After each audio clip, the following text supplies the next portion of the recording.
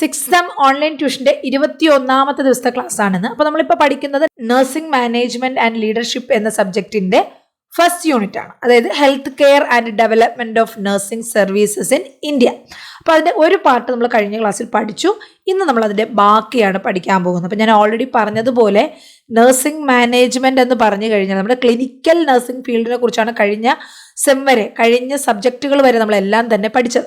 ഇവിടെ എങ്ങനെയാണ് ഒരു ഹോസ്പിറ്റൽ മാനേജ് ചെയ്യേണ്ടത്, അല്ലെങ്കിൽ ഒരു നഴ്സിംഗ് ഇൻസ്റ്റിറ്റ്യൂട്ട് മാനേജ് ചെയ്യേണ്ടത്, അല്ലെങ്കിൽ നഴ്സിംഗ് സർവീസസ് മാനേജ് ചെയ്യേണ്ടത്, അതിൻ്റെ മാനേജ്മെൻറ്റിനെ കുറിച്ചും ലീഡർഷിപ്പ് ക്വാളിറ്റീസിനെ കുറിച്ചൊക്കെയാണ് നമ്മളിവിടെ പഠിക്കുന്നത് ഈ ഒരു സബ്ജക്റ്റ് കംപ്ലീറ്റ് ആയിട്ട്. അപ്പോൾ അതിൻ്റെ ഒരു ഇൻട്രൊഡക്ഷൻ പാർട്ട് മാത്രമാണ് ഈ ഒരു ഫസ്റ്റ് യൂണിറ്റ് എന്ന് പറയുന്നത്. ഇതിൽ കംപ്ലീറ്റ്ലി ഡിനോട്ട് ചെയ്യുന്ന അല്ലെങ്കിൽ കംപ്ലീറ്റ്ലി ആ സിലബസിൻ്റെ കണ്ടന്റ് എന്ന് പറയുന്നത് നമ്മൾ കമ്മ്യൂണിറ്റി ഹെൽത്ത് നഴ്സിംഗിൽ പഠിച്ചത്, ഇന്ത്യയിൽ എങ്ങനെയായിരുന്നു ഹെൽത്ത് കെയർ ഫെസിലിറ്റീസ് ഒറിജിൻ ചെയ്തത്, ഏതൊക്കെ രീതിയിലാണ് ഹെൽത്ത് കെയർ സർവീസസ് ഇന്ന് നടപ്പിലാക്കുന്നത്, അപ്പോൾ അത് എങ്ങനെയാണ് ഓരോ തലത്തിൽ, സെൻട്രൽ ലെവൽ എങ്ങനെയാണ്, ഡിസ്ട്രിക്ട് ലെവൽ എങ്ങനെയാണ്, സ്റ്റേറ്റ് ലെവൽ എങ്ങനെയാണ്, ലോക്കൽ പഞ്ചായത്തുകളിൽ അല്ലെങ്കിൽ ലോക്കൽ റൂറൽ ഏരിയകളിൽ എങ്ങനെയാണ് നടക്കുന്നത്, അതുപോലെ ഇത് കൂടാതെ എന്തൊക്കെ ഹെൽത്ത് കെയർ ഫെസിലിറ്റീസ് ആണ് പബ്ലിക് സെക്ടറിലും പ്രൈവറ്റ് സെക്ടറിലും നമുക്ക് ഉള്ളത്, അതുപോലെ എന്തൊക്കെ ഇൻസ്റ്റിറ്റ്യൂട്ടുകളാണുള്ളത്, നമുക്ക് എന്താണ് കരിയർ ഗ്രോത്ത് ഇതിനകത്ത് വരുന്നത്, ഇതൊക്കെയാണ് ഈ ഒരു ചാപ്റ്ററിനകത്ത് വരുന്നത്. ഇത് പഠിച്ചു കഴിഞ്ഞാൽ മാത്രമേ നമുക്ക് മാനേജ്മെൻ്റ് അടുത്ത് പ്രോസസ്സിലോട്ട് നഴ്സിംഗ് മാനേജ്മെൻറ്റ് എന്താണ്, അതിൻ്റെ ടൈപ്സ് എന്താണ്, അതിൻ്റെ ഫങ്ഷൻസ് എന്താണ്, അതിൻ്റെ പ്രോസസ്സ് എന്താണ്, അതിനെക്കുറിച്ചൊക്കെ ഡീറ്റെയിൽ ആയിട്ട് ഇനി അടുത്ത അപ്കമിങ് ചാപ്റ്റേഴ്സിൽ പഠിക്കാൻ പറ്റത്തുള്ളൂ. ഇനി നമുക്ക് പഠിക്കാനുള്ളത് ആക്ച്വലി ഈ ഒരു നഴ്സിംഗ് സർവീസസ്, അതായത് അല്ലെങ്കിൽ ഹോസ്പിറ്റൽ ഫെസിലിറ്റീസ്, എന്തൊക്കെ ഹെൽത്ത് സർവീസസ് ആണ് നമ്മുടെ നാട്ടിൽ ഉള്ളതെന്നുള്ളതാണ് കേട്ടോ. അതിൽ പിന്നെ ചോദിക്കാൻ ചാൻസ് ഉള്ള ഒരു ക്വസ്റ്റ്യൻ എന്ന് പറയുന്നത് recent trends and issues of nursing service and management എന്നുള്ള ഒരു ടോപ്പിക്കാണ്. അപ്പോൾ നമുക്ക് ബാക്കി പോർഷൻസ് ഒന്ന് ടെക്സ്റ്റ് ബുക്കിൽ വായിക്കാം.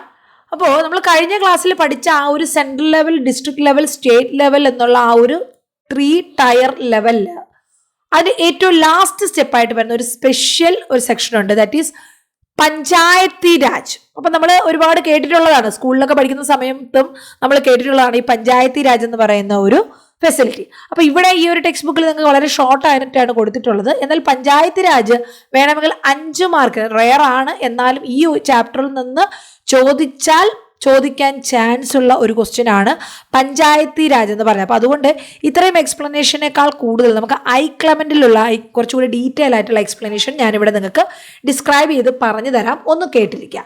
പഞ്ചായത്ത് രാജ് എന്ന് പറഞ്ഞു കഴിഞ്ഞാൽ നമ്മുടെ സെൻട്രൽ ലെവലിലുള്ള ഫെസിലിറ്റീസ് ഓരോ സ്റ്റേറ്റിലും എത്തുന്നു, ഓരോ സ്റ്റേറ്റിലുള്ള ഫെസിലിറ്റീസ് ഓരോ ഡിസ്ട്രിക്റ്റിലും എത്തുന്നു, ഓരോ ഡിസ്ട്രിക്റ്റിലും ഉള്ളത് അതിന് ഏറ്റവും ലോവർ ലെവലായിട്ടുള്ള പഞ്ചായത്തുകളിൽ എത്തുന്നു.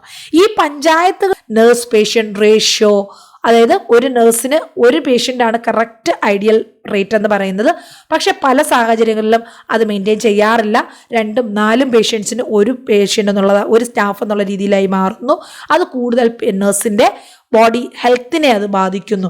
പിന്നെ അതുപോലെ ലോങ് വർക്കിംഗ് അവേഴ്സ്, വർക്ക് പ്ലേസിൽ ഉണ്ടാകുന്ന ഹസാർഡുകൾ, ഇതൊക്കെ ഇതൊക്കെ കൂടുതലായിട്ടുണ്ടാകുന്ന പ്രശ്നങ്ങളാണ്. ഇന്നത്തെ സമൂഹത്തിൽ ആളുകൾ നേരിടുന്ന ഇഷ്യൂസ്, നഴ്സിംഗ് പ്രാക്ടീസിൽ ഉണ്ടാകുന്ന ഇഷ്യൂസ്. ഡെമോഗ്രഫിക്കൽ ചേഞ്ചസ് ഒരു ഇഷ്യൂ ആണ്, എൻവറോൺമെൻറ്റൽ ചേഞ്ചസ് ഒരു ഇഷ്യൂ ആണ്, ചേഞ്ച് ഇൻ ഹെൽത്തി പ്രാക്ടീസസ്, നമ്മുടെ ലൈഫ് സ്റ്റൈലും ഹെൽത്ത് ഹാബിറ്റ്സ് ഒന്നും ഇല്ല എങ്കിൽ, നോർമൽ ലൈഫ് സ്റ്റൈലും ഹെൽത്ത് ഹാബിറ്റ്സ് ഒന്നും മെയിൻറ്റെയിൻ ചെയ്യുന്നില്ലെങ്കിൽ അത് നമ്മുടെ ഹെൽത്തിനെ ബാധിക്കുന്നു.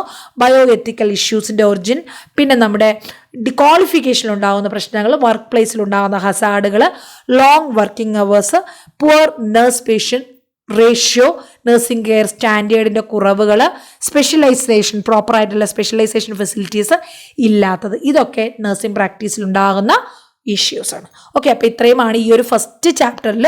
ഞാൻ ഒന്നുകൂടെ ഒന്ന് പറയുന്നു, അധികം ക്വസ്റ്റ്യൻസ് ഒന്നും ഉണ്ടാകാൻ ചാൻസ് ഇല്ല, എന്നാലും ഇതിൽ ചോദിച്ചിട്ടുള്ള ക്വസ്റ്റ്യൻസ് ഞാൻ നിങ്ങൾക്ക് ലിസ്റ്റാക്കി തരും. അത്രയും ക്വസ്റ്റ്യൻസ് മാത്രം നിങ്ങളൊന്ന് ജസ്റ്റ് വായിച്ചിട്ട് പോവുക, റെയർ ആണ്. ഇനി 2ാമത്തെ യൂണിറ്റ് മുതൽ വളരെ ഇമ്പോർട്ടൻറ്റ് ഫോക്കസ്ഡ് ആയിട്ട് പഠിക്കുകയും വേണം. ഒരുപാട് ക്വസ്റ്റ്യൻസ് ചോദിച്ചിട്ടുള്ള ചാപ്റ്ററുകളാണ്. ഓക്കെ, അപ്പോൾ നമുക്ക് അടുത്ത ക്ലാസ്സിൽ കാണാം.